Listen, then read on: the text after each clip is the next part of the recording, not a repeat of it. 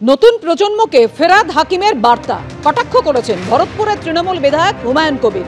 তিনি বলছেন ফিরাদ হাকিম যেটা বলছেন সেটা আগে নিজে তিনি করে দেখান, এমন ভাবেই কটাক্ষ করেছেন ভরতপুরের তৃণমূল বিধায়ক। নতুন প্রজন্মের লোকেরা ওদের দেখি তো শিখবে, সেই পথ অনুসরণ করবে। আমরা দেখতে পাই না যে ফিরাদ হাকিম আমাদের ট্রেনিং করান বা সাজেশন দেন। ফিরাদ হাকিমকে পাল্টা আক্রমণ ভরতপুরের তৃণমূল বিধায়ক হুমায়ুন কবিরের।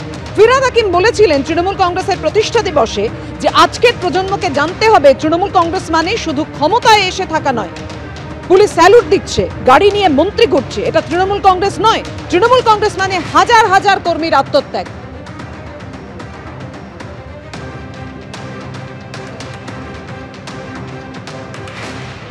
ফিরাদ হাকিমের এই মন্তব্যকেই কটাক্ষ করে ভরতপুরের তৃণমূল বিধায়ক কি বলেছেন দেখুন।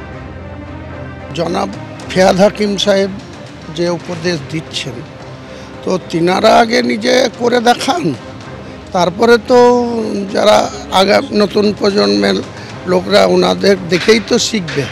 ওনারা যে পথ অনুসরণ করবে সেই পথকে অনুসরণ করেই তো আগামী প্রজন্ম চলবে। কিন্তু আজকে নতুন করে জনাব ফিরাদ হাকিম সাহেব যেসব আদেশ দিচ্ছেন, উপদেশ দিচ্ছেন, সাজেশন দিচ্ছেন, নিশ্চয়ই ওনার সাজেশন ভালো লাগছে, কিন্তু ওনাকে তো সেটাকে আগে করে দেখাতে হবে।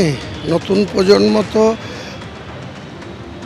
সিনিয়র লিডারদের দেখেই না, হ্যাঁ সেটা উনি ভালো বলতে পারবেন যে উনি করেন কি করেন না, কারণ আমরা দেখতে পাই না যে সেইভাবে জনাব ফিরাদ হাকিম সাহেব আমাদের নিয়ে যে ট্রেনিং করানো বা কোনো সাজেশন দেওয়া বা কোনো সেমিনার করা।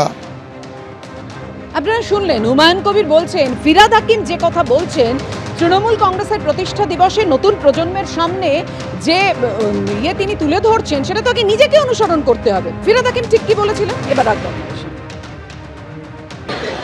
আজকে জেনারেশনকে জানতে হবে তৃণমূল কংগ্রেস মানে শুধু পাওয়ারে এলাম, পাওয়ারে থাকলাম, পুলিশ স্যালুট দিচ্ছে, গাড়ি নিয়ে মন্ত্রীরা ঘুরছে, যারা পদাধিকারী তাদের পেছনেও মানুষ সাহায্যের জন্য ঘুরে বেড়াচ্ছে।